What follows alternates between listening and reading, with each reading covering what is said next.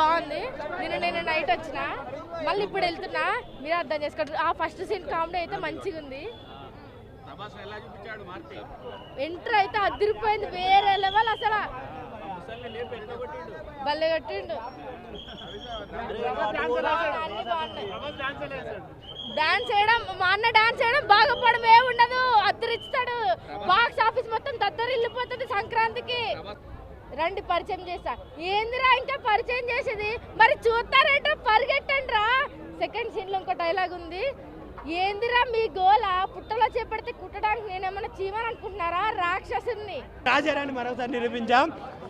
ప్రభాస్ సినిమాతోటి 100 సినిమాలు రిలీజ్ చేసిన నిలబడవు. ఎందుకంటే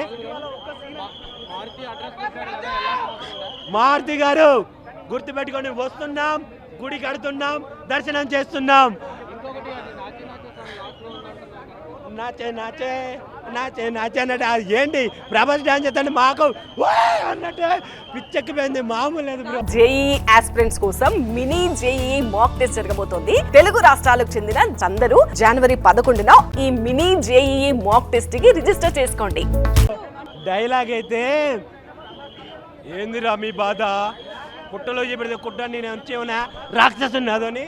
అసలు వాళ్ళతోటి ఫస్ట్ నైట్ సీన్స్ ఉంటాయి. మనోడు మందు ఎక్కువైన తర్వాత మాలవిక తోటి క్యారెట్ బీట్రూట్ మాలవిక నా హార్ట్ బీట్ అయింది బ్రో, మామూలు లేదు. అసలు ముగ్గురు హీరోయిన్లు కూడా డామినేట్ చేశాడు మా డార్లింగ్. ఆ గ్లామర్ తోటి, ఆ వింటేజ్ లుక్స్ తోటి ఇండస్ట్రీలో మెగాస్టార్ అంటారు బాస్.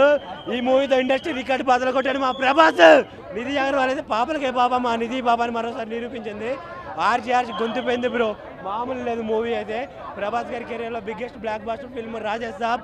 తమన్ గారి బీజిఎం చూస్తా ఉంటే పిచ్చెక్కిపోయింది. నాచే నాచే అరే ఆ డ్యాన్స్, నాకైతే డ్యాన్స్ ఒక ప్రభాస్ డ్యాన్స్ చూస్తాను నాకు పండగ.